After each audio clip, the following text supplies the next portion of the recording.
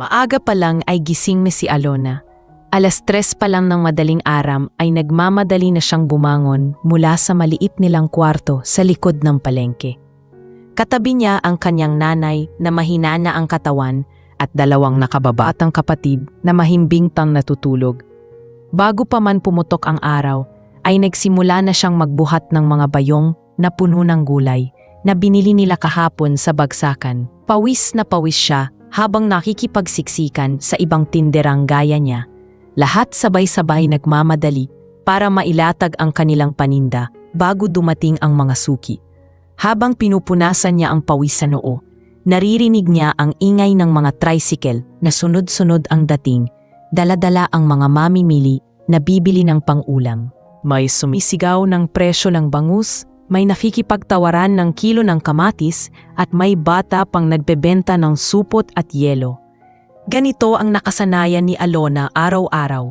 Isang buhay na puno ng pagod pero alam niyang walang ibang paraan para maitaguyod ang kanyang pamilya.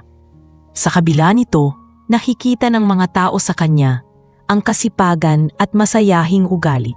Kahit pagod, lagi siyang may ngiti para sa bawat bumibili. May mga suki siyang laging bumabalik. Mga nanay na nagtatawaran pero bumabalik pa rin sa kanya dahil alam nilang tapat si Alona sa bigat at kalidad ng paninda. May mga batang lumalapit para manghingi ng sobrang gulay. At kahit minsan ay lugi siya, ibinibigay pa rin niya. Para kay Alona, hindi lang basta trabaho ang pagtitinda, kundi paraan din ng pagtulong sa kapwa. Madalas sabihin ng mga kapit-tindera, kung lahat ng tao katulad mo Alona, baka wala nang mahirap. Ngiti lang ang tugon niya dahil para sa kanya, ginagawa lang niya ang dapat. Ngunit sa kabila ng mga ngiti ay nararamdaman niya rin ang bigat ng buhay. Minsan, habang nagbibilang siya ng barya sa maliit na kahon, napapaisip siya kung hanggang kailan sila makakaraos.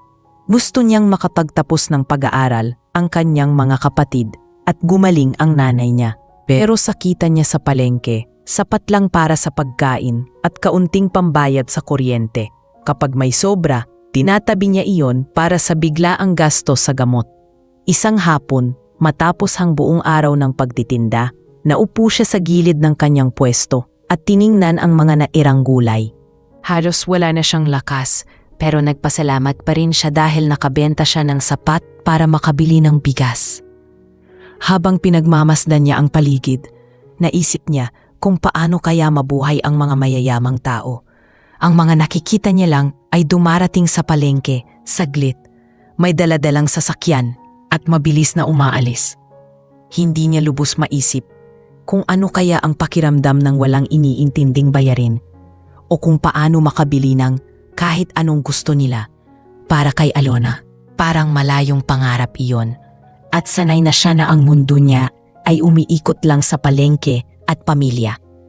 Minsan, sa kalagitnaan ng mga tawaran at sigawan ng palengke, naisip niya Alona na ordinaryo lang ang buhay niya at walang kakaibang mangyayari dito. Ang bawat araw ay pareho. Gigising ng madaling araw, magtitinda, uuwi ng pagod at uulit-ulit kinabukasan. Pero kahit ganoon, hindi niya kailanman inisip na sumuko. Pinanghahawakan niya ang simpleng prinsipyo. Kung magsisikap ka at magiging tapat, hindi ka pababayaan ng Diyos. Sa mga gabing mahimbing ang tulog ng kanyang mga kapatid, madalas siyang tumitig sa kisame ng kanilang maliit na silid. Tahimik niyang iniisip, baka darating din ang araw na magkakaroon sila ng mas maayos na bahay, mas maluwag na hapagkainan, at buhay na hindi na kailangang laging mag-alala sa kinabukasan. Ngunit para sa kanya, iyon ay isang pangarap na baka hindi niya abutin. Sa ngayon, sapat na makita niyang kumakain ang kanyang pamilya at nakikitang may ngiti sa labi ang kanyang mga kapatid kahit gaano kahirap ang sitwasyon. Hindi alam ni Alona na sa mga darating na araw, magbabago ang takbo ng kanyang buhay. Ang palengke na dating saksi lang sa kanyang araw-araw na sakripisyo ay magiging lugar din ng isang kakaibang pagkakataon na hindi niya kailanman inasahan. At sa kabila ng lahat ng hirap na pinagdaanan niya, hindi niya akalaing may isang tao mula sa malayong mundo ng kayamanan ang papasok sa kanyang payak na buhay at magdadala ng mga pagbabagong hindi pa niya kayang isipin sa ngayon. Kinabukasan ay abala na naman si Alona sa kanyang pagtitinda. Tulad ng nakasanayan, nakalagay na sa bilao ang mga talong, kamatis at ampalaya habang nakasalansan sa kahon ang mga repolyo at kalabasa. Maingay ang paligid, puno ng tawaran at ingay ng mga suki. Hindi niya inasahan na sa ordinaryong araw na iyon ay may darating na kakaibang tao na magpapabago sa takbo ng kanyang buhay. Dumating ang isang convoy ng sasakyan sa gilid ng palengke. Kakaiba ang presensya ng mga ito. Malalaking SUV, may mga nakaitim na gwardiya na nakamasid, at isang batang lalaki na naka-Amerikana at mamahaling relo ang bumaba. Ang lahat ng tao ay napahinto at napatitig. Sa gitna ng maingay na palengke ay biglang bumagal ang paligid. Hindi sanay ang mga tao na makakita ng ganoong klasing tao sa kanilang lugar. Ang iba ay bumulong, ang ilan ay ngumiti, pero karamihan ay napatulala. Ang binatang iyon ay si Ethan, ang batang bilyonaryong CEO ng isang kilalang kumpanya ng real estate. Ang pangalan niya ay madalas lumalabas sa balita at pahayagan. Sikat siyang hindi lang dahil sa yaman, kundi pati sa kagwapuhan at talinong taglay. Marami ang humahanga sa kanya at marami ring naiinggit. Sa mga sandaling iyon, hindi inakala ng mga taga-palengke na makikita siya ng harapan. Naglakad si Ethan sa loob ng palengke kasama ang dalawang gwardya. Hindi halata sa kanyang mukha ang pagkamayaman, bagkus parang may hinahanap siya. Habang tumitingin sa mga paninda, bigla siyang huminto sa pwesto ni Alona. Napatitig siya sa mga gulay na nakahilera, pero mas napako ang tingin niya sa tindera. Si Alona, napawisan at may mga butil ng buhok na nakatakas sa pagkakatali, ay walang kaalam-alam na siya ang dahilan kung bakit napalingon ang CEO.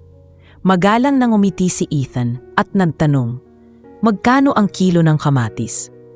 Hindi agad nakasagot si Alona dahil nagulat siya.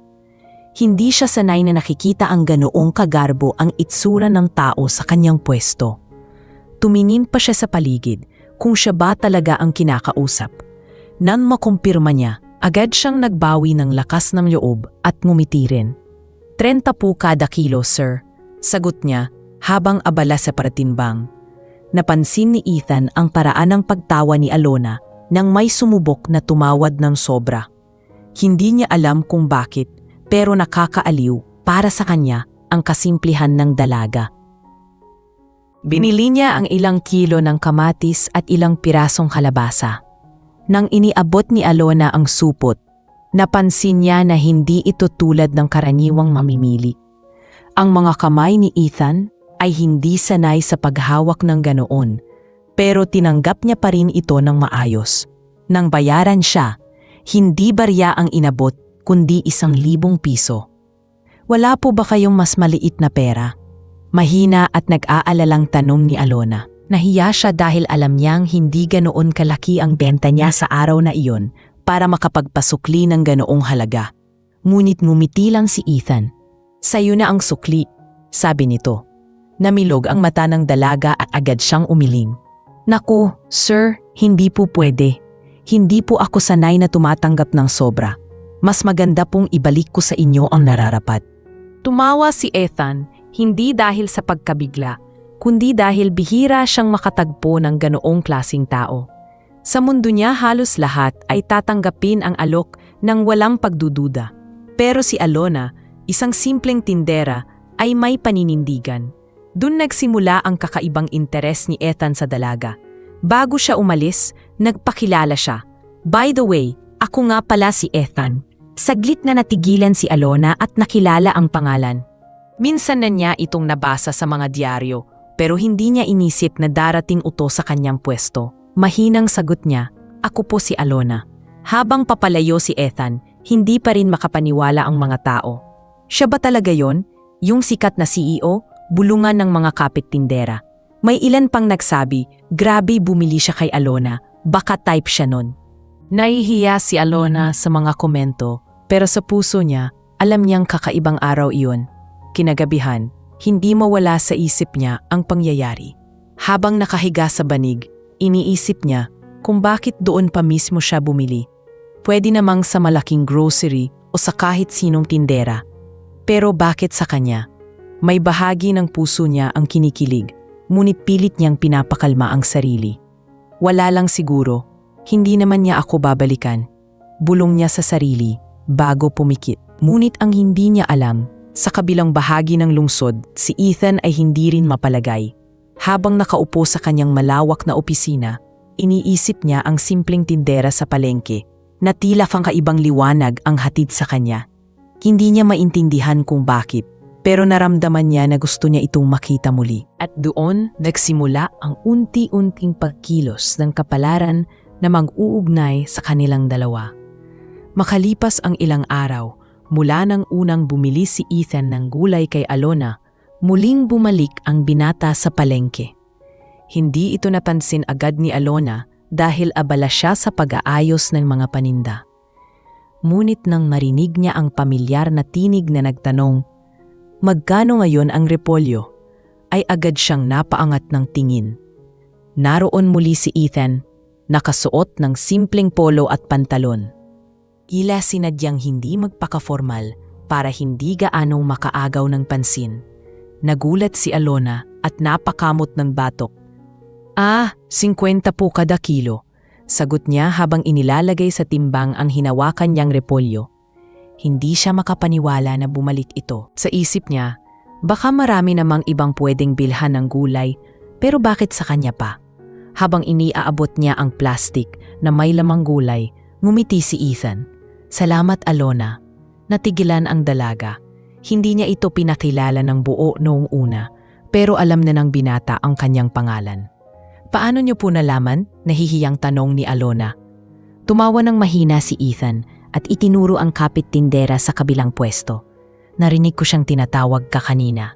Hindi alam ni Alona kung matutuwa ba siya o mahihiya dahil pakiramdam niya'y pinag-uusapan na naman siya ng mga kasama.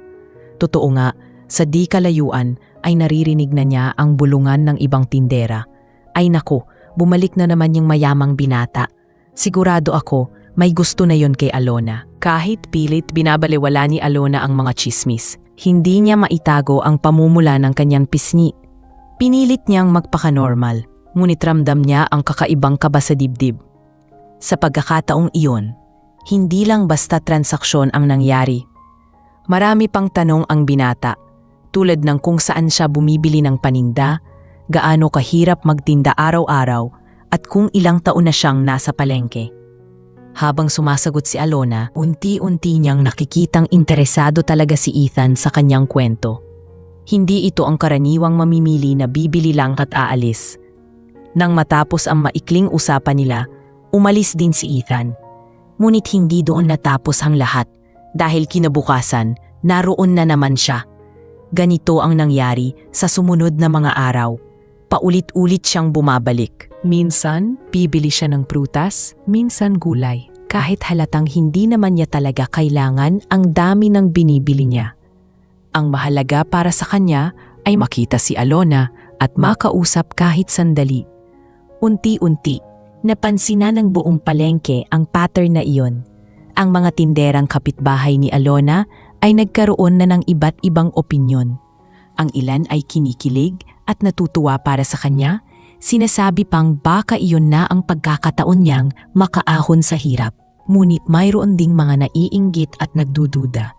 Pinubulong na baka niloloko lang ng binata si Alona at wala naman itong seryosong intensyon.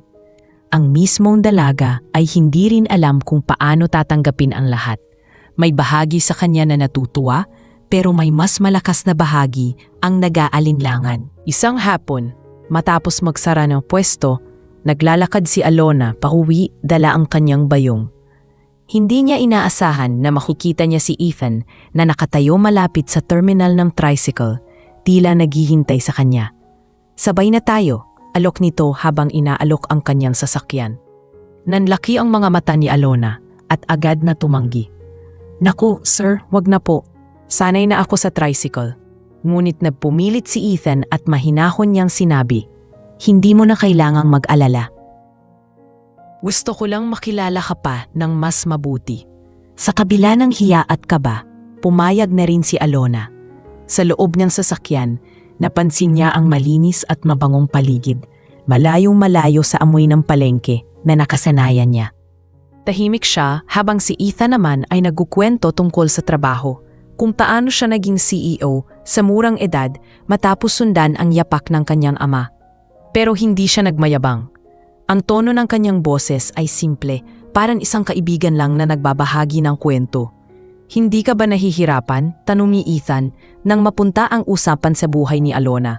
Sandaling natigilan ang dalaga bago sumagot. Sanay na po ako. Mahirap, oo, pero wala namang ibang gagawa para sa pamilya po. Kung hindi ako kikilos, sino ang aasahan nila?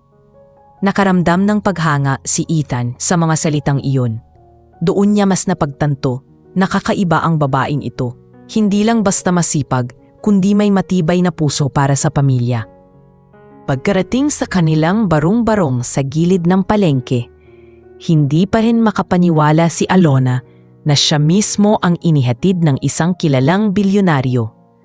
Habang naglalakad papasok ng kanilang maliit na bahay, ramdam niya ang mga matang nakamasid sa kanya. May mga kapitbahay na nagwausap at kahit pilit niyang iniwasan ang tingin nila, alam niya siya ang paksa ng kanilang usapan. Kinagabihan, habang nag-aayos ng mga paninda para sa susunod na araw, napahinto si Alona at napatitig sa kawalan. Hindi niya alam kung anong direksyon ang tatahakin nang bigla ang pagdating ni Ethan sa kanyang buhay. Bahagi ng kanyang isip ang nagsasabing mag-ingat dahil baka isang biro lang ang lahat. Ngunit sa puso niya, may kakaibang pakiramdam na matagal na niyang hindi naramdaman. Isang halo ng pag-asa at kaba na parang may paparating na malaking pagbabago. Mula ng gabing ihatid siya ni Ethan pauwi, ay naging palaisipan na kay Alona ang lahat. Hindi siya makapaniwala na isang kilalang CEO ay paulit-ulit na bumabalik sa palengke at nakikipag-usap sa isang tulad niya. Kinabukasan, habang abala siya sa pagtitinda ng gulay, muling lumitaw si Ethan. Hindi na siya sinamahan ng mga gwardiya at mas simple na ang suot nito. Para bang gusto niyang magmukhang ordinaryo lang. Nagtama ang kanilang paningin at ngumiti agad ang binata. Kahit pa maraming mamimili ang nasa paligid, tila huminto ang lahat ng ingay para kay Alona. Magandang umaga, bati ni Ethan habang dumampot ng ilang pirasong talong. Namiss ko ang mga paninda mo kaya bumalik ako. Nagpanggap si Alona na abala, hindi makatingin ng diretso sa kanya. Ngunit kahit anong pagtatangka niyang maging normal, hindi niya maitatanggi ang kilig at kaba sa dibdib. Habang binibilang niya ang sukli, naririnig niya ang mga bulungan sa paligid. Ang mga tinderang kapitbahay ay nagsisiko at nagtatawanan. At ang ilang suki ay pasimpleng sumisilip sa kanila na para bang isang palabas ang pinapanood. Makalipas ang ilang araw, hindi lang isang beses kundi halos araw-araw nang bumabalik si Ethan. May mga pagkakataong bibili siya ng gulay at prutas, pero minsan ay tatayo lang siya sa gilid ng pwesto ni Alona at makikipagkwentuhan. Nakikinig siya sa mga simpleng kwento ng dalaga kung paano siya gumigising ng madaling araw para pumunta sa bagsakan, kung paano niya inaasikaso ang nanay at mga kapatid, at kung paano siya nakikipagsiksikan para makakuha ng magandang paninda. Para kay Ethan na sanay sa magarang buhay, parang bago at nakakaaliw ang bawat detalye. Ngunit hindi lahat ay natuwa sa kanilang pag-uusap. Habang tumatagal, dumami rin ang mga mapanuring mata sa paligid. May mga tinderang nagsasabi na baka ginagamit lang ni Ethan si Alona para may mapaglibangan. Ang iba na may nagsasabi na baka pinaglalaruan lang siya ng mayaman. Nararamdaman ni Alona ang bigat ng mga salitang iyon, pero hindi niya alam kung paano ititigil ang kakaibang atensyon na ibinibigay ni Ethan. Sa puso niya, may bahagyang takot na baka totoo nga ang mga hinala ng iba. Isang hapon matapos ang mahabang araw ng pagtitinda, nagsimula nang magligpit si Alona ng kanyang mga paninda. Nasa kalagitnaan siya ng pagbubuhat ng kahon ng repolyo nang biglang huminto sa tapat niya ang kotse ni Ethan. Bumaba ang binata, suot ang simpleng polo shirt at pantalon at nag-alok ng tulong. "Ako na rang magbubuhat," sabi nito. Napasinghap si Alona at agad siyang umiling. "Naku, wag na po. Baka mapansin pa kayo ng mga tao." Ngunit hindi pinakinggan ni Ethan ang partutol niya. Dali-dali niyang inabot ang kahon at ipinuwesto sa gilid ng sasakyan. Doon lalo pang nagulat ang mga tao sa palengke. Ang mismong kilalang CEO na kayukong nagbubuhat ng kahon ng gulay sa harap ng lahat. May mga napahinto sa pagbili at napatingin. Ang ilan ay nagtawanan. At ang iba na may nagulat at hindi makapaniwala. Grabe, parang pelikula, bulong ng isang tindera. Para kay Alona, halos lumubog siya sa hiya. Pinagpapawisan siya kahit malamig na ang hangin sa hapon. Hindi niya alam kung paano ipapaliwanag sa mga tao ang kakaibang sitwasyong iyon. Pagkatapos nilang magligpit, inalok na naman siya ni Ethan na ihatid. Sa pagkakataong iyon, wala na siyang nagawa kundi sumakay. Tahimik si Alona habang nakaupo sa tabi nito. Ramdam ang titig ng mga tao na tila sumusunod pa sa kanilang sasakyan. Habang bumabaybay sila sa kalsada, sinira ni Ethan ang katahimikan. "Alam kong marami ang nagtataka kung bakit lagi akong nandito. Siguro iniisip mo rin kung bakit paulit-ulit akong bumabalik." Hindi nafasagot agad si Alona. Nakatingin lang siya sa labas ng bintana at pinilit na wag ipahalatahang kaba. "Hindi ko talaga maintindihan," mahina niyang sagot. "Bakit sa dinami-dami ng tao? Bakit ako?" Numiti si Ethan, hindi ang ngiting mayabang kundi isang ngiting tapat. "Dahil iba ka, Alona. Sa mundo ko, puro formalidad, puro peke, puro pakitang tao. Sa iyo ko naramdaman ang totoo. Walang halong interes, walang halong pagpapanggap. Hindi ko iyon makikita kahit saan pa ako magpunta." Napayuko si Alona, hindi alam kung anong sasabihin. Sa loob-loob niya, nais niyang maniwala, pero nangingibabaw ang takot. Ang mga salita ng mga tao sa palengke ay parang paulit-ulit na umahalingaw-ngaw sa kanyang isip. Pagdating sa kanilang bahay, bago bumaba, sandaling tumigil si Ethan at muling nagsalita. "Huwag mong intindihin ang sinasabi ng iba. Kung gusto mong makilala ako ng mas mabuti, bibigyan kita ng oras. Hindi kita pipilitin. Basta gusto kong malaman mong seryoso ako." Iniwan niya ang mga salitang iyon at umalis. Naiwan si Alona na nakatayo sa harap ng kanilang maliit na bahay. Hawak-hawak ang bayong at nakatitig sa papalayong sasakyan. Hindi niya alam kung dapat ba siyang matuwa o matakot. Ang sigurado lang niya, nagsisimula ng gumulo ang kanyang payak na buhay at hindi na siya makasisiguro kung saan siya dadalhin ng lahat ng ito. Kinabukasan ay maagang dumating si Ethan sa palengke, ngunit hindi na gaya ng dati ay may dala na siyang kakaiba. Habang nag-aayos si Alona ng mga paninda, napansin niyang papalapit ang binata na may hawak na isang bungkos ng pulang rosas at isang kahon ng tsokolate. Hindi alam ng dalaga kung saan itatago ang sarili niya sa hiya, lalo na't unti-unti nang nagsisiksikan ang mga tao sa paligid. Ang mga suki at tinderang kapitbahay ay sabay-sabay na napaay at nagbulungan. May ilan pa na nagtakip ng bibig na para bang nanonood ng isang palabas. Paglapit ni Ethan, mahinahon niyang iniabot ang mga dala. "Para sa'yo, Alona. Gusto ko lang ipakita na espesyal ka sa akin." Wika niya. Nanlaki ang mga mata ng dalaga at agad itong umiling. "Naku sir, hindi po kailangan. Nakakahiya, baka kung ano na naman ang isipin ng mga tao." Ngunit ipinasok na ni Ethan ang mga bulaklak sa kamay niya. Hindi inalintana ang mga matang nakatingin. Napapikit si Alona sa sobrang hiya, halos hindi alam kung saan ilalagay ang sarili. Ang mga kapitbahay naman ay nagtatawanan at may sumigaw pa ng, "Alona, jackpot ka na." Para kay Alona, iyon ang unang pagkakataon na may nag-abot sa kanya ng ganoong bagay. Hindi niya ito naranasan kahit kailan, kahit sa simpleng panliligaw. Sanay siya na magtiis at kumayod para lang maitaguyod ang pamilya. Ngayon, isang kilalang bilyonaryo ang nakatayo sa harap niya. Hawak ang kamay niya at hayagang ipinapakita ang interes. Sa dami ng nararamdaman niya, mas nangibabaw ang kaba. Hindi niya alam kung paano tatanggapin ang lahat. Nagpatuloy si Ethan sa panliligaw kahit kita niya ang pag-aalinlangan ng dalaga. Sa mga sumunod na araw, palaging may dala ritong pagkain mula sa mamahaling restaurant. Minsan ay maghahatid ng mga prutas na hindi pa nga naririnig ni Alona ang pangalan. Minsan na may mag-aalok ng libreng sakay pauwi. Lahat ng ito'y ikinagulat ng mga tao sa palengke na tila hindi na makapaniwala sa kanilang nakikita. May ilan pang nagsasabing parang teleserye ang eksenang nasasaksihan nila. Ngunit para kay Alona, bawat galaw ni Ethan ay dagdag na pasanin sa kanyang isip. Sa isang banda, natutuwa siya sa atensyon at sa kabutihang ipinapakita ng binata.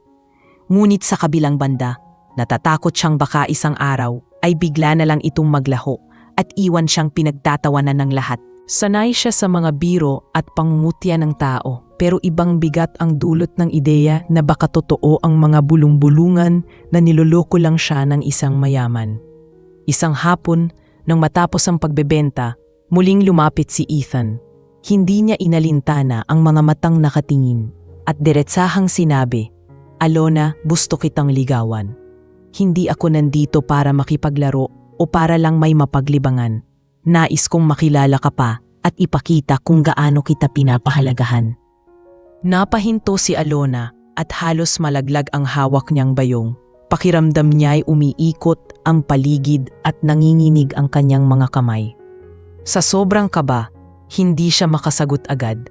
Ang mga tao sa paligid ay naghihintay ng reaksyon. Ang iba'y kinikilig, ang iba na may naghihintay ng kahihiyan. Napayuko si Alona at pilit na ngumiti. "Sir, hindi ko po alam ang sasabihin. Hindi po ako sanay sa ganito. Hindi ko rin po alam kung seryoso kayo o biro lang." Agad namang sumagot si Ethan. "Seryoso ako, Alona. Hindi ko alam kung paano ko mapapaniwala kaagad ang puso mo. Pero gagawin ko ang lahat para mapatunayan ito." Sa puntong iyon, halos mawalan ng malay si Alona sa tindi ng emosyon. Hindi siya sanay na siya ang sentro ng atensyon, lalo na't ang nag-aalok ng pagmamahal ay isang taong malayo ang mundo sa kanya. Halos lahat ng tao sa palengke ay nakatingin. Ang ilan ay sumisigaw ng, "Sige na, Alona." At ang iba naman ay nagbubulungan ng, "Naku, tingnan natin kung saan ito hahantong." Kinagabihan, habang nakahiga sa kanilang maliit na kwarto, hawak-hawak ni Alona ang rosas na iniuwi niya mula kay Ethan. Tinitiigan niya ito at iniisip kung totoo ba ang lahat ng nangyayari. Sa tabi niya, natutulog ang kanyang nanay at mga kapatid na walang kaalam-alam sa mga pagbabagong dumarating sa kanyang buhay. Tahimik siyang napabuntong hininga at nagtanong sa sarili, "Paano kung hindi totoo ang lahat ng ito? Paano kung magising na lang ako isang araw at malaman kung isang biro lang ang lahat?" Ngunit sa kaibuturan ng kanyang puso, may maliit na tinig na nagsasabing baka nga totoo ang lahat. Baka may taong nakakita sa kanyang sipag at kabutihang loob at handang tumanggap sa kanya kahit gaano siya kasimple. Ang hindi niya alam, iyon pa lang ang simula ng mga bagay na mas magpapayanig sa kanyang mundo. Ang susunod na hakbang ni Ethan ay maglalantad ng mas matinding dahilan kung bakit siya naroroon at iyon ang magpapaikot lalo sa tahimik na buhay ni Alona. Simula ng paghayag si Ethan ng kanyang intensyon na manligaw ay naging sentro ng usapan si Alona sa buong palengke. Araw-araw, tila naging eksena sa isang pelikula ang kanyang pwesto dahil hindi lamang gulay ang makikita roon, kundi pati mga mamahaling pagkain at regalo na dala ng binata. May mga pagkakataong magpapadala si Ethan ng mga mamahaling kape at tinapay mula sa kilalang cafe o kaya'y mga prutas na galing pa sa ibang bansa. Sa una ikinakahiya ni Alona ang lahat ng ito pero hindi niya maitatanggi na natutuwa rin siya sa atensyon na ibinibigay sa kanya. Subalit kasabay ng panliligaw ni Ethan ang patuloy na bulungan at tsismisan ng mga tao. Ang mga kapwa tindera ay nahati ang opinyon. Ang ilan ay natutuwa at nagsasabing baka iyon na ang pagkakataon ni Alona na makaalis sa hirap ng buhay. Ngunit may iba ring nagsasabing imposible ang lahat at baka pinaglalaruan lang siya ng binata. Lalo itong bumigat sa dibdib ni Alona dahil hindi niya alam kung alin ang paniniwalaan. Para sa kanya, sapat na sana ang simpleng pamumuhay at hindi niya kailanman inasahan ang ganitong sitwasyon. Isang hapon, habang nag-aayos ng mga natitirang gulay, dumating si Ethan. Suot nito ang isang simpleng t-shirt at pantalon at walang kasamang gwardiya o sekretarya. Para bang sinadya niyang magmukhang ordinaryo upang hindi pansinin ng lahat. Ngunit kahit anong pagtatago, hindi pa rin maikakaila ang kanyang presensya. Halos lahat ng tao ay napalingon sa kanya. Lumapit siya kay Alona at ngumiti. "Pwede ba kitang samahan pa uwi mamaya?" Mahinahon niyang tanong. Napamulagat si Alona at agad na umiling. "Sir, nakakahiya po. Baka isipin ng mga tao na kung ano na." Ngunit mapilit si Ethan. "Hayaan mo na sila. Wala akong pakialam sa sinasabi ng iba. Ang mahalaga, makasama kita." Hindi niya nakapagsalita si Alona at sa huli pumayag na lamang. Pagkatapos ng araw, habang nagbubuhat si Alona ng kanyang mga paninda, agad na kinuha ni Ethan ang mabibigat na kahon at siya mismo ang nagdala hanggang sa sasakyan. Ang mga mata ng mga tao sa paligid ay nanlaki sa gulat. Ang isang CEO na kilala sa buong bansa na kayukong nagbubuhat ng kahon ng gulay, tila walang pakialam kung maputikan ang kanyang mamahaling sapatos. Sa loob-loob ni Alona, halos lumubog siya sa hiya. Pero wala siyang magawa kundi sundan ang binata. Sa loob ng sasakyan, tahimik si Alona. Ramdam niya ang kakaibang bigat ng sitwasyon. Habang bumabaybay sila sa kalsada, napansin ni Ethan ang pananahimik niya at tinanong, "Bakit parang malayo ang iniisip mo?" Dahan-dahang tumingin si Alona at sumagot, "Hindi ko po alam kung anong gagawin ko. Hindi ko alam kung dapat ba kitang paniwalaan." "Sir, ang layo ng mundo natin. Ako, simpleng tindera lang. Ikaw, bilyonaryo at CEO. Hindi po ba parang imposible?" Ngumiti si Ethan, hindi para magyabang, kundi para magpahayag ng katotohanan. "Alam kong mahirap paniwalaan, pero hindi ko hinahanap ang isang tao base sa estado sa buhay. Sawa na ako sa mga taong lumalapit dahil lang sa pera at kapangyarihan. Sa'yo ko nakita ang isang bagay na matagal ko nang hindi nararamdaman, katapatan at kabutihan." Tahimik si Alona at halos hindi makatingin. Sa kanyang isipan, naroon pa rin ang mga bulungan ng mga tao sa palengke. Mga salitang, "Baka ginagamit ka lang," at "Hindi yan magtatagal." Ngunit sa kanyang puso, may bahagyang pagnanais na paniwalaan ang mga salita ni Ethan. Habang tinititigan niya ang binata, nakikita niya sa mga mata nito ang sinseridad na hindi niya makikita sa kahit sino. Pagkarating sa kanilang bahay, hindi kaagad bumaba si Alona. Sa halip, nanatili siyang nakaupo at nagtanong, "Sir, bakit ako? Sa dami ng mas maganda, mas edukado, at mas may kaya, bakit ako ang pinili mo?" Diretso ang tingin ni Ethan habang sumagot, "Dahil ikaw ang hindi ko makalimutan. Simula ng una kitang makita, iba ang dating mo. Hindi mo ako tinrato na parang espesyal. Tinrato mo lang ako bilang isang normal na tao. At iyon ang hinahanap ko." Halos maluha si Alona sa narinig. Bumaba siya ng sasakyan na may halong kaba at saya sa dibdib. Habang naglalakad, papasok ng kanilang bahay, hawak niya ang bayong na puno ng paninda, pero mas mabigat sa kanya ang mga salitang iniwan ni Ethan. Sa gabing iyon, habang pinagmamasdan niya ang kanyang nanay na mahimbing na natutulog, napaisip siya kung anong magiging kinabukasan niya. Kung papayagan niya bang pumasok sa kanyang buhay ang isang taong malayo ang mundo sa kanya, o kung mananatili siyang nakatali sa takot at pagdududa. Ngunit isang bagay ang malinaw kay Alona. Hindi na niya maitatanggi na unti-unti nang nababago ang takbo ng kanyang buhay. Ang dating tahimik na araw-araw na pagtipinda ay napalitan ng pag-aalala at pag-asa. At kahit hindi niya alam ang magiging kahihinatnan, ramdam niya na nasa simula na siya ng isang kwentong hindi niya kailanman inakalang mapapasa kanya. Lumipas ang mga araw at nanatiling palaisipan kay Alona ang lahat ng ipinapakita ni Ethan.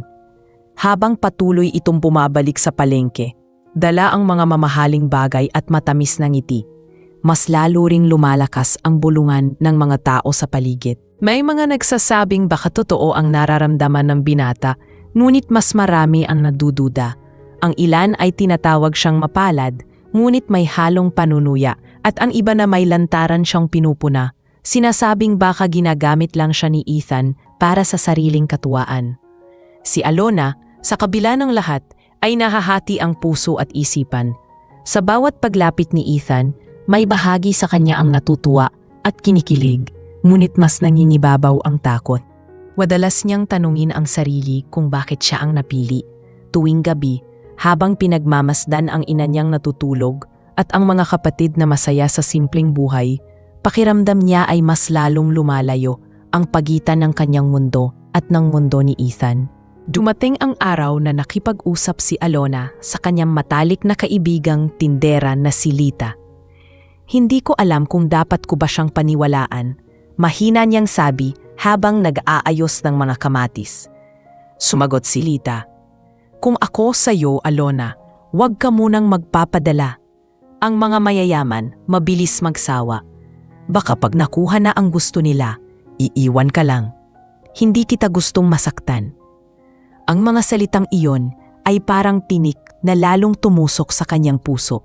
Alam niyang totoo ang posibilidad na iyon, ngunit hindi rin niya maikaila na kakaiba ang pakikitungo ni Ethan. Isang gabi, habang naglalakad pa uwi si Alona, nasundan siya ng ilang lasing na lalaki sa gilid ng kalsada. Natakot siya nang bigla itong sumigaw at tinawag ang kanyang pangalan. "Uy, ikaw yung paborito ng mayamang binata, di ba? Aka pwede kang makahingi ng pakinabang." Natulala si Alona at halos hindi makagalaw sa kaba nang biglang lumabas mula sa sasakyan si Ethan na tila nagkataong nasa paligid at agad siyang sinaklolohan.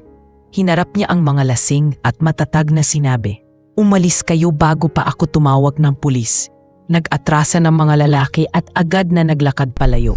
Nanginginig si Alona at hindi malaman ang gagawin. Hinawakan siya ni Ethan sa balikat at dinala sa sasakyan. "Ayos ka lang ba?" Tanong niya na puno ng pag-aalala. Hindi agad nakasagot si Alona. Pero sa loob-loob niya ay ramdam niya ang totoong malasakit sa mga mata ng binata. Umuwi siya na bitbit ang kaba, ngunit may halong pasasalamat. Kinabukasan, hindi mapakali si Alona. Paulit-ulit niyang inaalala ang nangyari kagabi at kung paano siya pinoprotektahan ni Ethan. Ngunit sa halip na mabawasan ang kanyang alinlangan, lalo pa itong lumakas. Iniisip niya paano kung dahil sa pakikipaglapit niya kay Ethan ay mas lalo siyang mapasama. Paano kung isang araw ay madamay ang kanyang pamilya? Muli siyang kinausap ni Lita kinahapunan. "Alona, hindi ka ba natatakot na baka isang araw ay saktan ka ng mga taong naiinggit sa inyo? Kahit pa sabihin mong mabait siya, hindi ka pa ring ligtas sa mga mata ng lipunan." Hindi alam ni Alona kung paano sasagutin iyon.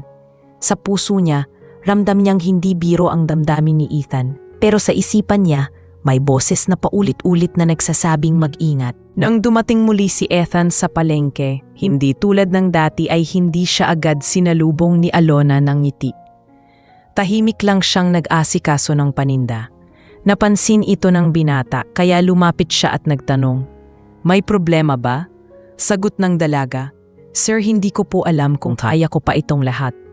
Ang dami pong sinasabi ng tao at natatakot ako. Baka isang araw, ako lang ang maiwan na pinagtatawanan." Huminga ng malalim si Ethan at tinitigan siya ng seryoso. "Alona, hindi ko alam kung paano kita mapapaniwala agad, pero gusto kong malaman mo na hindi kita lolokohin. Hindi ito laro para sa akin. Kung kailangan kong patunayan sa harap ng lahat ang nararamdaman ko, gagawin ko." Napayuko si Alona, halos maluha. Hindi niya alam kung dapat ba siyang magtiwala o manatiling nakabantay sa sariling damdamin. Ang isa lang niyang alam ay mas lalo nang nagiging mabigat ang sitwasyon. Ang simpleng buhay na dati ay puno ng barya, gulay at tawaran, ngayon ay naging sentro ng tsismis, panghuhusga at hindi inaasahang pagmamahal. Habang humahaba ang araw, at lalong tumitindi ang atensyon ng mga tao sa kanila.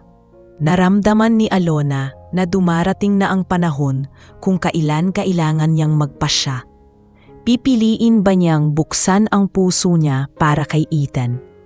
O mananatili siyang naakulong sa takot na baka hindi totoo ang lahat ng kanyang nakikita?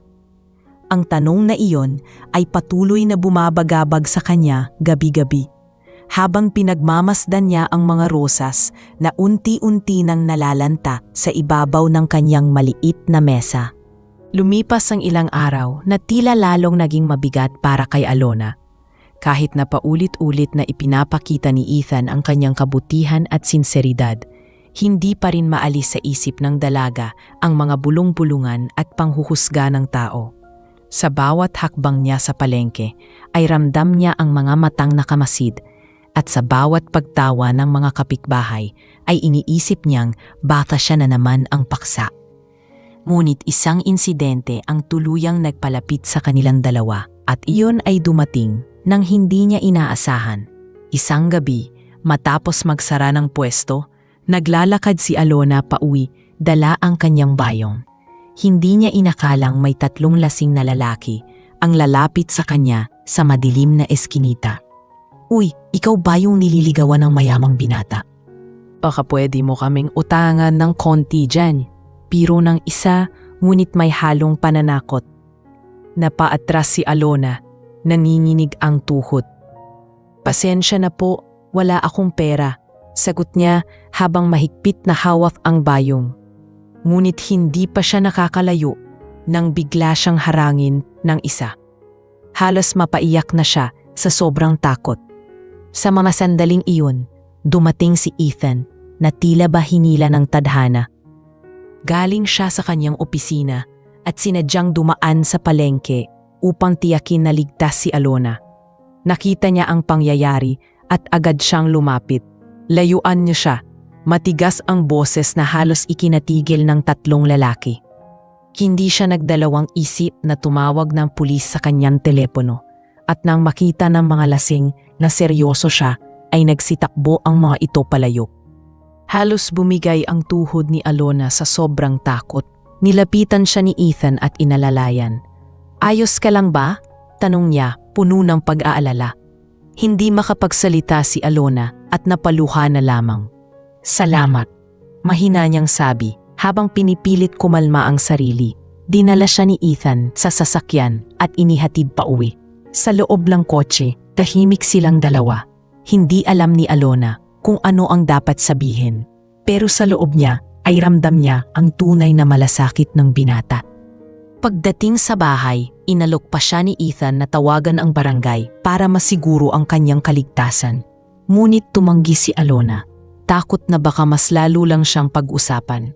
"Sapat na po na nandito kayo," sabi niya, at doon bahagyang ngumiti si Ethan. Sa gabing iyon, bago siya bumaba, mahina ngunit tapat na sinabi ni Ethan, "Hindi ko hahayaang masaktan ka. Huwag kang matakot, Alona, nandito lang ako." Kinabukasan, kumalat agad sa buong palengke ang nangyari. May mga nakarinig sa insidente at nagsabing muntik nang mapahamak si Alona kung hindi dahil kay Ethan. Ang ilan ay humanga sa binata at sinabing baka nga totoo ang nararamdaman niya. Ngunit may iba ring nagsabing baka sinadya lang niya ang lahat para makapuntos kay Alona. Sa kabila ng magkahalong opinyon, ang mahalaga kay Alona ay ang katotohanang nailigtas siya ni Ethan sa isang mapanganib na sitwasyon. Ngunit kasabay ng ginhawa ay dumating din ang takot. Naisip ni Alona na baka dahil sa pagkakasangkot niya kay Ethan ay mas lalo siyang malagay sa peligro. Paano kung may mas masamang mangyari? Paano kung pati ang pamilya niya ay madamay? Nang kinausap siya ni Lita, muling binalaan siya nito. "Alona, hindi ko sinasabing masama siya, pero isipin mo na lang kung anong mangyayari kapag hindi mo na kinaya ang lahat." Ang mga tao mabilis magbago ng isip. Ngayon, pinupuri ka nila, pero bukas baka pagtawanan ka nila. Nagpatuloy ang paglalapit ni Ethan. Sa mga sumunod na araw, hindi na siya basta nagdadala ng regalo. Sa halip, sinasamahan niya si Alona hanggang natapos ang kanyang pagtitinda. Tumutulong siya magbuhat ng mabibigat na gulay at nakikipagkwentuhan sa mga suki. Naging usap-usapan tuloy sa palengke ang eksenang iyon. Isang CEO na handang yumuko at magpawis sa harap ng lahat para lamang kay Alona. Ngunit imbes na gumaan ang loob ng dalaga, lalo itong naguluhan. Sa isang pagkakataon, nagtanong siya kay Ethan habang magkasabay silang naglalakad pa uwi. "Sir, bakit po ba talaga kayo nandito? Alam niyo bang habang ginagawa niyo ito, mas lalo akong nahihirapan? Ang dami kong naririnig na salita laban sa akin. Natatakot akong mali pala ang iniisip ko tungkol sa inyo." Huminto si Ethan at tinitigan siya ng diretsyo sa mata. "Alona, alam kong mahirap para sa'yo. Pero sana bigyan mo ako ng pagkakataon na ipakita kung gaano kita pinapahalagahan. Hindi ko alam kung paano ko mapapawi lahat ng takot mo, pero handa akong patunayan ito araw-araw." Tahimik na napayuko si Alona. Hindi niya maitatanggi na sa bawat araw na lumilipas, unti-unti ngang nababawasan ang kanyang alinlangan. Ngunit kasabay nito, mas lumalakas ang kanyang takot na baka isang araw ay biglang magbago ang lahat. Ang isang simpleng gabing iyon kung saan siya iniligtas ni Ethan ay nag-iwan ng malalim na marka sa kanyang puso. Isang tanong na hindi niya agad masagot. Ito na ba ang simula ng kanyang pagtanggap sa pagmamahal na alok ng binata? O isa lang itong pagsubok bago tuluyang nasira ang kanyang tiwala? Sa bawat pagbuntong hininga, alam ni Alona na hindi na siya makakabalik sa dati niyang tahimik na buhay. Ang simpleng palengke na dati ay saksi lamang sa kanyang pagtitinda, na yon ay naging saksi rin sa unti-unting pagbabago ng kanyang kapalaran. Mula nang mailigtas siya ni Ethan sa mga lasing na lalaki, ay hindi na mapakali si Alona. Kahit paano ay nagkaroon siya ng mas matibay na tiwala sa binata. Ngunit kasabay nito ay dumating din ang takot na baka hindi niya kayang harapin ang mga darating pang pagbabago. Sa mga sumunod na araw ay mas naging lantad na ang panliligaw ni Ethan.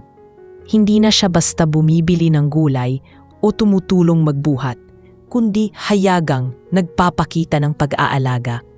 Isang hapon, matapos ang pagtitinda, inimbitahan niya si Alona na kumain sa isang mamahaling restaurant sa lungsod. Nagdalawang isip ang dalaga. Hindi siya sanay sa ganoong lugar. Sanay siya sa mga karinderya at turo-turo kung saan pwede siyang mag-ulam ng adobo o tinola. Pero sa harap ng matamis na ngiti ni Ethan, nahulog din siya sa pagpayag. "Sige po, pero wag po kayong tatawag ng driver o mag-ayos ng kung ano. Ayokong mapansin ng mga tao," pakiusap niya. Tumango si Ethan at tinupad ang nais niya. Pagdating nila sa restaurant, halos maladlag ang panga ni Alona. Malalaking chandelier ang nakasabit, may mga waiter na nakaitim at puti, at ang bawat mesa ay may kandila at mamahaling plato. Hindi niya alam kung paano upuo o anong gagawin. Napansin ito ni Ethan kaya mahina siyang sinabihan. "Relax ka lang, wala kang dapat ikahiya. Ako ang kasama mo." Ngunit para kay Alona, ramdam niya ang mga matang nakatingin sa kanya. Ang ilan ay nakangiti, at iba na may tila nagtatanong kung ano ang ginagawa ng isang simpleng tindera sa ganoong lugar. Habang nakaupo sila, dumating ang waiter at binigyan sila ng menu. Nabigla si Alona nang makita ang presyo ng pagkain. Halos katumbas na ng isang buwan nilang kuryente ang isang putahe. Hindi siya makatingin ng diretsyo kay Ethan at mahina niyang sinabi, "Sir, hindi po ako sanay dito. Baka mahirapan lang kayo sa akin." Ngunit numiti lang ang binata. "Huwag mo na akong tawaging sir. Ako si Ethan at hindi ako nahihirapan. Masaya ako na kasama ka." Dinalhan sila ng pagkain at kahit nag-aalangan, dahan-dahan ding tinikman ni Alona ang mga ito. Nagtawanan sila nang hindi niya alam kung paano kakainin ang pasta at mahinahong ipinuro ni Ethan kung paano. Sa mga sandaling iyon, nakalimutan muna niya ang mga alalahanin. Napansin niya na sa kabila ng kayamanan at ganda ng kapaligiran, ang pinapahalagahan ni Ethan ay ang simpleng usapan at ang kanyang presensya. Matapos silang kumain, naging seryoso ang mukha ni Ethan. Tinitigan niya si Alona At mahina niyang sinabi, Alona, matagal ko nang gustong sabihin ito. Gusto kong ikaw ang makasama ko sa buhay, hindi lang bilang kaibigan, kundi higit pa roon. Halos mabitawan ni Alona ang tinidor sa kanyang narinig. Para siyang nakuryente sa bigat ng mga salita. Hindi niya alam kung paano siya sasagot. Hindi ko po alam ang sasabihin. Mahinang tugon niya, halos nanginginig ang boses. Nakangiti si Ethan, ngunit puno ng tapat na damdamin ang kanyang tinig. Hindi ko hinihingi na sagutin mo agad. Ang nais ko lang ay malaman mong seryoso ako. Kahit na magkaiba ang mundo natin, handa akong gawin ang lahat para mapatunayan ito. Sa mga salitang iyon, hindi na napigilan ni Alona ang luha na dahan-dahang pumatak mula sa kanyang mga mata. Pinunasan niya agad ito, nahihiyang baka mapansin ng mga tao sa paligid. Habang binabaybay nila ang pauwi, hindi na mapakali si Alona. Halos mawalan siya ng malay sa sobrang kaba at gulat sa alok ni Ethan.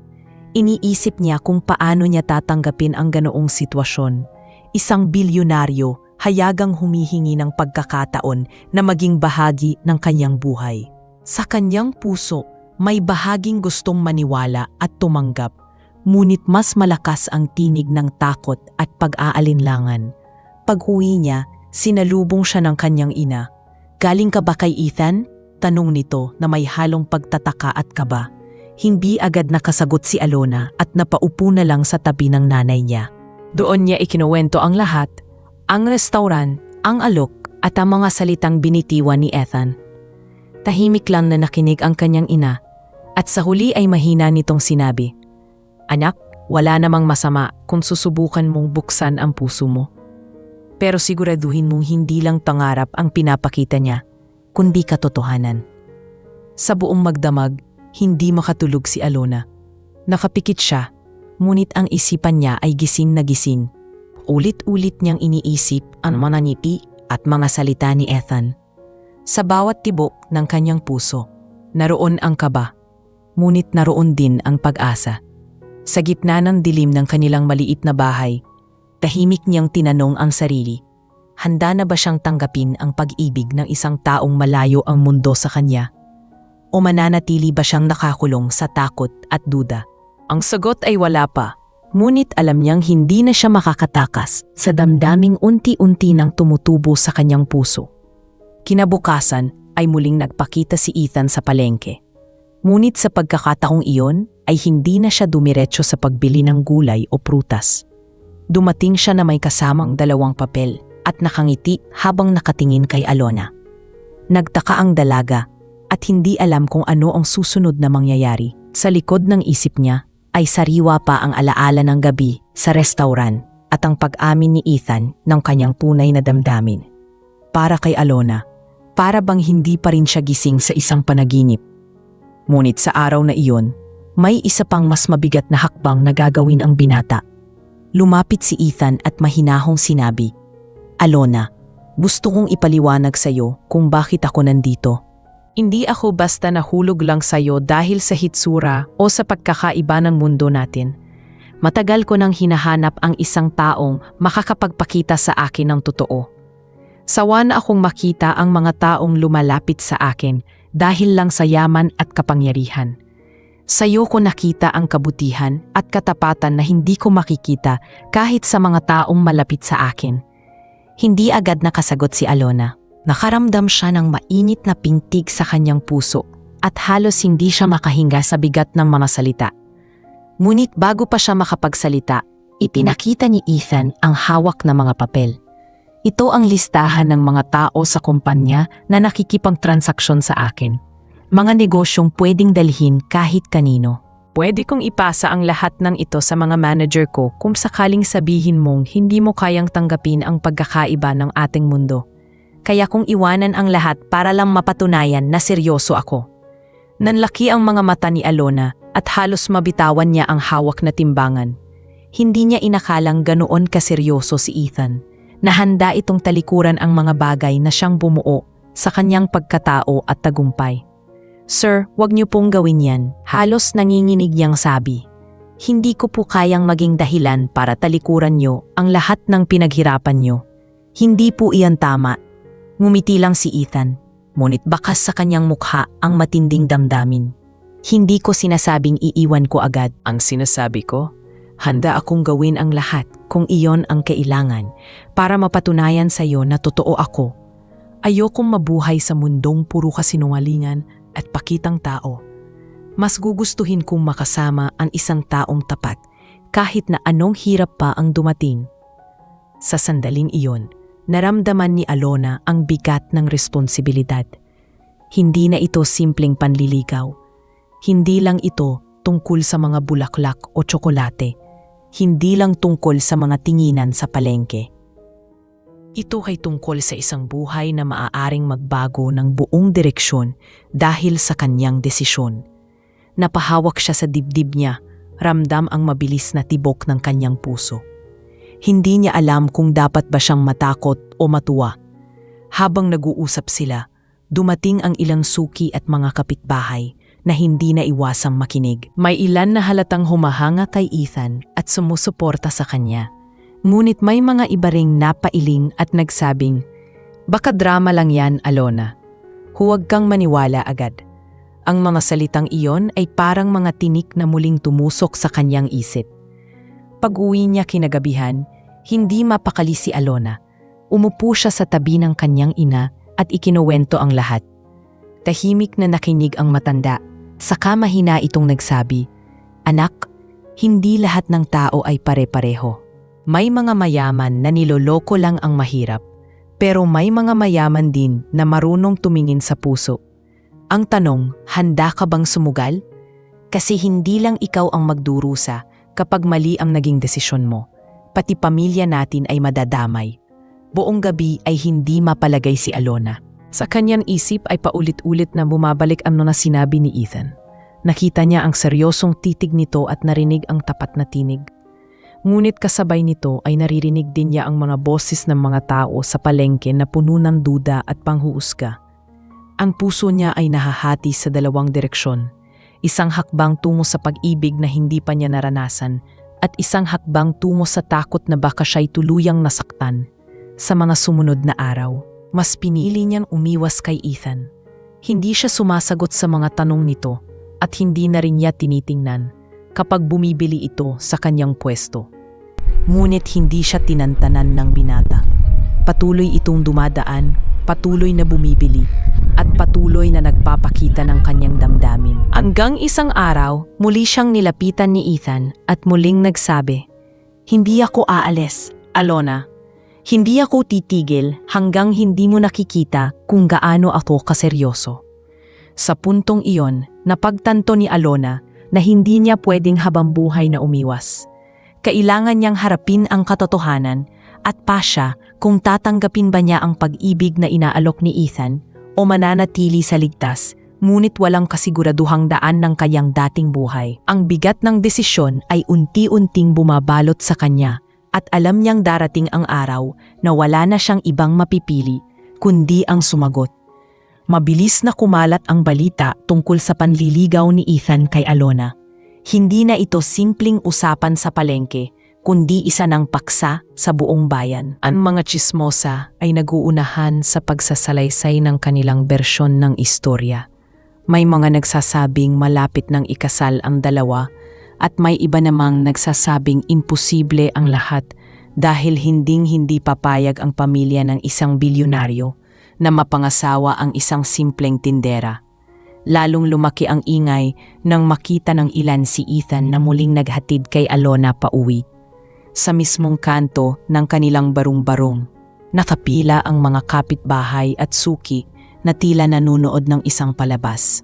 Ang iba'y palihim na kinikilig, ngunit mas marami ang nakatingin ng may panghuhusga. Dumating ang araw na hindi maiiwasan. Lumabas ang balitang umabot na sa mga pahayagan at social media ang kwento ng CEO at tindera. May litrato silang magkasama sa palengke, nakuna ng isang mamimili at mabilis na kumalat online. Ang headline ay, "Bilyonaryong CEO laging namimili sa palengke. May nililigawang tindera?" Kasunod nito'y samut-saring reaksyon. Ang ilan ay natuwa at tinawag itong modernong kwento ng prinsipe at prinsesa. Ngunit mas marami ang nagduda at nagsabing baka publicity stunt lamang ito. Dito nagsimula ang pinakamatinding hamon kay Alona. Sa bawat pagpasok niya sa palengke, ramdam niya ang bigat ng mga matang nakatitig sa kanya. May mga suking hindi na bumibili sa kanya at may mga kapit tindera na lantaran siyang tinatawanan. O ayan na si Madam, baka bukas mansyon na ang tirahan niya, sabi ng isa. Ang iba naman ay nagtutulakan at nagtatawanan kapag dumadaan siya. Pilit siyang nagbibingi-bingihan, ngunit sa loob-loob niya'y halos masaktan siya sa bawat salitang iyon. Si Ethan, sa kabilang banda, ay hindi natinag. Lalo pa niyang ipinakita ang kanyang intensyon. Sa harap mismo ng mga tao sa palengke, dumating siya isang araw at nag-abot ng pagkain sa mga kapwa tindera ni Alona. Para po sa lahat, libre niyo ng pananghalian. Gusto ko lang po kayong makilala at pasalamatan. Sa halip na matuwa, mas lalo pang nagkaroon ng usap-usapan. Ang ilan ay sinabing ginagamit lang ni Ethan ang yaman niya para akitin ang mga tao. Ang iba na may nagsabing hindi ko alam kung totoo ba o niloloko lang niya ako. At kung totoo man, paano ko haharapin ang lahat ng ito? Hindi ko po kayang makita na pati pamilya natin ay pagtawanan. Hinawapan siya ng ina sa kamay at mahinahong sinabi, "Anak, hindi mo hawak ang bibig ng tao. Kahit anong gawin mo, may masasabi sila. Ang hawak mo lang ay ang sarili mong desisyon. Kung nakikita mong totoo ang binata, bakit ka matatakot? Pero kung may duda ka, mas mabuting maghintay ka hanggang makatiyak ka." Kinabukasan, muling dumating si Ethan. Hindi na siya bumili ng gulay, kundi diretsyong lumapit kay Alona. Sa harap ng lahat ng tindera at mamimili, nagsalita siya. "Alona, alam kong ang dami mong naririnig laban sa akin at alam kong nahihirapan ka. Pero gusto kong malaman ng lahat na hindi ako nandito para sa palabas. Nandito ako dahil mahalaga ka sa akin. At kung kailangan kong ipakita sa buong mundo ang totoo kong nararamdaman, gagawin ko." Ang lahat ng tao ay natahimik at napatingin. Ang iba'y namangha, ngunit may mga napailing at nagsabi ng, "Ewan ko sa kanya. Baka bukas iba na naman ang ligawan." Nang gabing iyon, mag-isa si Alona sa kanilang maliit na silid. Tinitigan niya ang mga bulaklak at tsokolateng initabot sa kanya ni Ethan noong mga nakaraang araw. Naisip niya ang lahat ng sakripisyo niya para sa pamilya. Ang lahat ng taon na binuno niya sa palengke. At ngayon, heto siya, tinatanong ng tadhana kung kaya ba niyang tumaya sa isang pag-ibig na puno ng pangamba at panghuhusga. Ang puso niya ay pila nagugulo, parang dalawang boses ang sabay na nagsasalita sa kanyang isipan. Isa ang nagsasabing huwag siyang magpaloko at manapili sa dati. At isa ang nagsasabing baka ito na ang pagkakataon niyang makatagpo ng totoong pag-ibig. Hindi niya alam kung ano ang dapat piliin. Ang alam lang niya, hindi na siya makakatakas sa sitwasyong ito. Sa bawat paglapit ni Ethan, lalo niyang nararamdaman ang tapat na damdamin. Ngunit sa bawat bulungan at tawanan ng mga tao, lalo namang tumitindi ang kanyang takot. At sa gitna ng lahat, alam niyang darating ang panahon na kailangan niyang pumili, hindi lang para sa sarili niya, kundi para sa kinabukasan ng kanyang pamilya. Naging mas mabigat ang mga araw para kay Alona nang dumating ang balitang umabot na sa pamilya ni Ethan ang tungkol sa kanilang relasyon.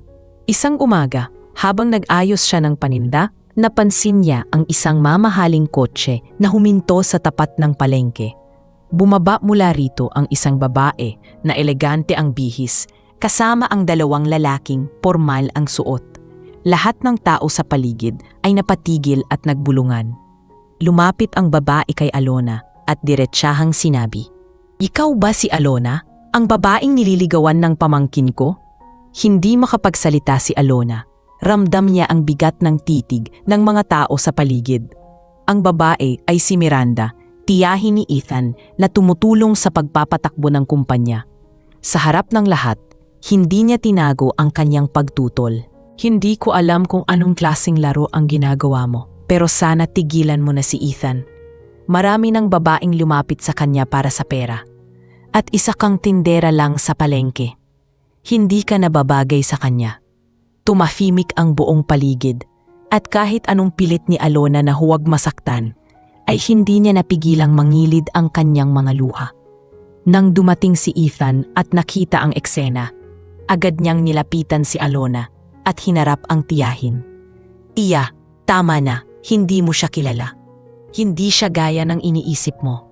Hindi siya lumapit sa akin para sa pera. Ako ang lumapit sa kanya. Ngunit mariing umiling si Miranda. Ethan, hindi ka bata.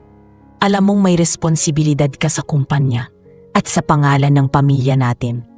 Kung pipilitin mong makipagrelasyon sa babaeng ito, sisirain mo ang lahat ng pinaghirapan ng iyong ama. Ang mga salitang iyon ay parang palasong tumusok sa puso ni Alona. Ramdam niya na hindi lang simpleng relasyon ang pinag-uusapan, kundi buhay at reputasyon ng isang buong pamilya. Dinala ni Ethan si Alona palayo At pinilit siyang kalmahin. Ngunit nang nakauwi siya sa kanilang bahay, hindi na napigilan ni Alona ang kanyang emosyon. Ethan, hindi ko na kaya. Ang dami mong isinugal dahil lang sa akin. Ang pamilya mo, ang pangalan mo, lahat ay tutol. Ayoko nang maging dahilan ng kaguluhan sa buhay mo. Ngunit mahigpit na hinawakan ni Ethan ang kanyang mga kamay at sinabing, Alona, hindi ko hahayaan na ikaw ay mawala sa akin. Kahit lahat sila tumutol, ipaglalaban kita. Hindi ko hinahanap ang basbas nila para magmahal. Ngunit kahit gaano kaseryoso ang tinig ni Ethan, hindi maalis sa puso ni Alona ang takot. Sa mga sumunod na araw, mas dumami ang mga tsismis. May mga nagkukwento na di umano'y papatalsikin si Ethan sa kumpanya kung ipipilit niya ang relasyon. May ilan pang nagbabanggit na baka pakasalan na lamang ng pamilya ang isang anak ng business partner upang masiguro ang negosyo. Lahat ng ito ay umabot sa tainga ni Alona at nagdagdag ng bigat sa kanyang isipan. Isang gabi, kinausap siya ng kanyang ina. Anak, alam kong mahalaga siya sa'yo, pero hindi pwedeng ikaw ang sisihin kapag nagulo ang lahat. Hindi natin kaya ang laban sa isang pamilyang bayan nila. Baka sa huli, ikaw lang ang masaktan. Niyakap ni Alona ang kanyang ina at humagulgol. Nanay, hindi ko alam kung kaya ko pa. Mahal ko siya pero natatakot akong sa huli ako lang ang maiwan. Samantala, si Ethan ay lalong nagiging determinado. Nakausap niya ang kanyang mga magulang at tiyahin, ngunit lahat ay tumutol. Sinabi sa kanya na kung ipipilit niya si Alona, mawawala sa kanya ang pamumuno sa kumpanya at lahat ng pribilehyong kaakibat nito. Ngunit sa halip na umatras, lalo siyang tumatag. Kung iyon ang kapalit ng pagmamahal ko kay Alona, handa akong isuko ang lahat. Hindi ko pwedeng talikuran ang damdaming alam kong totoo. Nang muli silang magkita ni Alona, ikinuwento niya ang lahat. Halos hindi makapaniwala ang dalaga sa tapang ni Ethan. Bakit mo ginagawa ito? Pwede mo naman akong iwan at wala kang mawawala. Umiiyak niyang sabi. Ngunit ngumiti si Ethan at sumagot. Dahil kung iiwan kita, iyon ang pinakamalaking mawawala sa akin. Sa sandaling iyon, naramdaman ni Alona ang bigat ng pagmamahal ng binata. Ngunit naroon pa rin ang takot at alinlangan. Hindi niya alam kung hanggang saan sila dadalhin ng laban na ito. Ang puso niya ay puno ng damdamin, ngunit ang isip niya ay nagbabala ng panganib. At sa gitna ng lahat, alam niyang kailangan na niyang pumili kung tatanggapin ba niya ang pag-ibig ni Ethan at lalaban para rito, o bibitawan niya ito upang hindi na siya muling masaktan. Mabigat ang bawat araw para kay Alona matapos ang pagbisita ni Miranda at ang hayagang pagtutol ng pamilya ni Ethan. Sa palengke, hindi na lamang mga bulong-bulungan ang naririnig niya kundi tahasang puna. May nagsasabi na niloloko lang siya ng binata, may nagsasabing naghahangad siya ng kayamanan, at may ilan pang nagsasabing siya raw ang magiging dahilan ng pagbagsak ng isang malaking kumpanya. Sa tuwing dumadaan siya, nararamdaman niya ang mga matang nakatingin at ang mga labi na nag-uusap. Wala na siyang katahimikan at maging ang pagtitinda niya na siyang bumubuhay sa pamilya ay tila nawalan na ng dating aliw. Ngunit sa kabila ng lahat, nanatiling matatag si Ethan. Isang hapon, matapos ang mahabang araw ng pagtitinda, sinundo siya nito at nag-alok na muling makipag-usap. dinala siya ni Ethan sa isang tahimik na lugar sa tabing dagat, malayo sa mga matang mapanghusga. Umupo sila sa isang lumang bangko habang pinagmamasdan ang paglubog ng araw. Doon, muling nagsalita si Ethan. Alona, alam kong napakahirap para sa'yo ng lahat no nito. Nakikita ko kung gaano ka nahihirapan sa mga salita ng tao, sa panghuhusga at sa takot na baka hindi totoo ang lahat. Pero nais kong ipaalam sa'yo na kahit ano pa ang sabihin nila, hindi magbabago ang nararamdaman ko. Tahimik lang si Alona, pinagmamasdan ang mga alon na tila sumasabay sa pintig ng kanyang puso. Ethan, hindi ko alam kung kaya ko. Hindi lang naman ikaw at ako ang nandito. May pamilya ka na tutol sa akin. May mga taong araw-araw akong hinuhusgahan. At higit sa lahat, natatakot ako. Baka isang araw, magsawa ka rin at ako ang maiwan. Halos manginig ang kanyang tinig sa bawat salitang lumalabas. Hinawakan ni Ethan ang kanyang kamay at mahinahong nagsalita. Kung ang kailangan ay patunayan sa harap ng lahat, gagawin ko. Hindi ako lalayo, Alona. Hindi kita iiwan kahit pa lahat sila ay tumutol. Tumingin siya ng diretsyo sa mga mata ng dalaga at sa mga sandaling iyon, dama ni Alona ang tapat na damdamin ng binata. Ngunit hindi pa rin sapat iyon para mawala ang kanyang pangamba. Kinabukasan, muling bumalik si Ethan sa palengke. Ngunit sa pagkakataong iyon ay hindi lang basta para bumili o magpakita. Sa harap ng maraming tao, dala niya ang isang maliit na kahon. Napatigil ang lahat nang lumuhod siya sa harap mismo ni Alona at hayagang nagsabi, Alona, hindi ko na kayang maghintay pa. Alam kong mahirap at marami kang kinatatakutan, pero gusto kong malaman ng lahat kung gaano kita kamahal. Hindi kita pinipilit na yon, pero nais kong ipakita sa lahat na ikaw ang pinili ko. Nabigla si Alona at halos mawalan ng malay sa sobrang kaba. Ang mga tindera ay nagsigawan, ang ilan ay nagtakip ng bibig sa pagkagulat, at ang mga mamimili na may napahinto at nanood. Para kay Alona, para siyang nasa gitna ng isang malaking entablado. At lahat ng mata ay nakatutok sa kanya.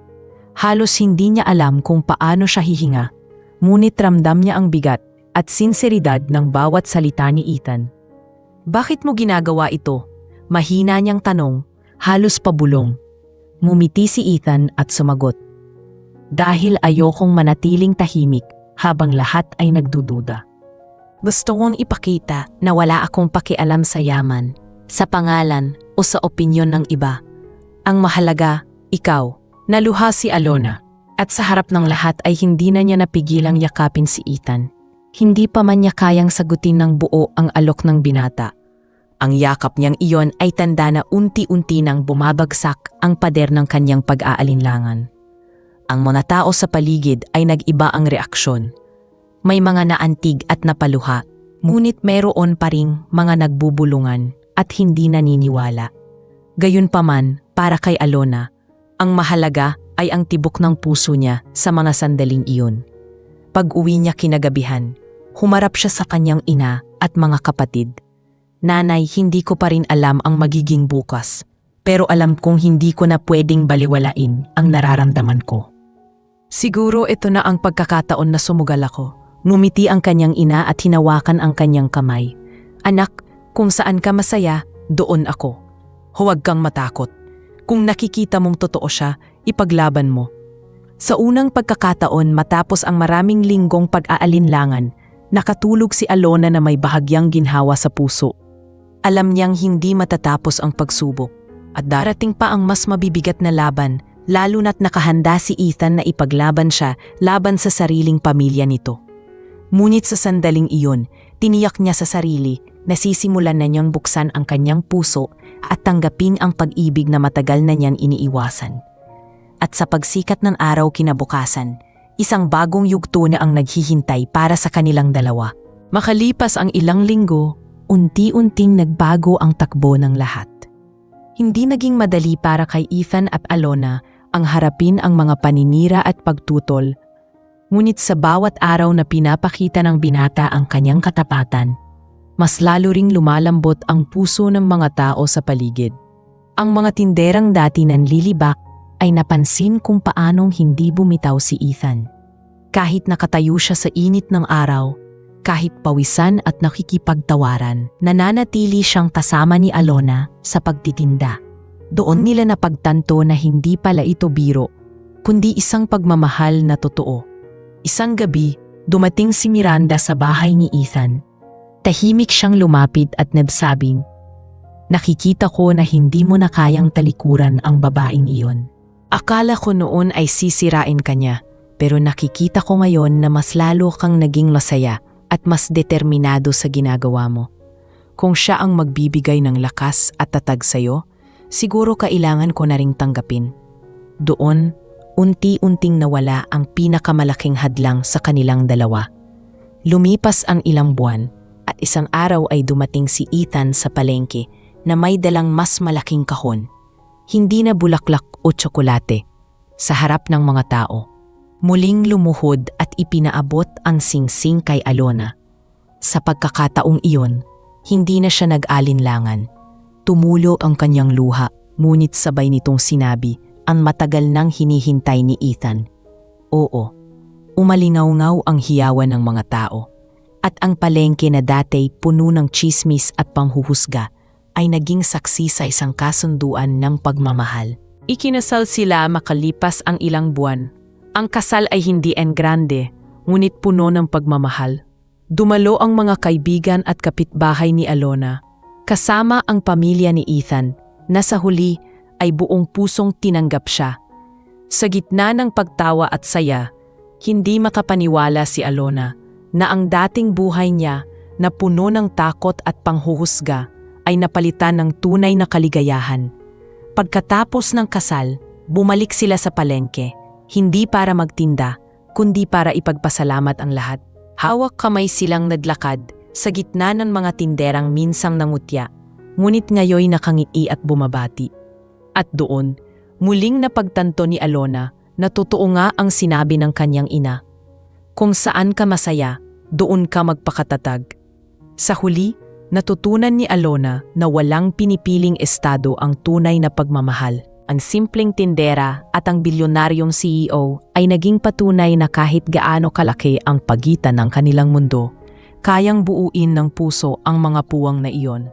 At sa bagong yugto ng kanilang buhay, sabay nilang hinarap ang bukas, hindi bilang magkaibang nilalang, kundi bilang mag-asawa na ang pundasyon ay pagmamahal na hindi matinag ng kahit anong pagsubok.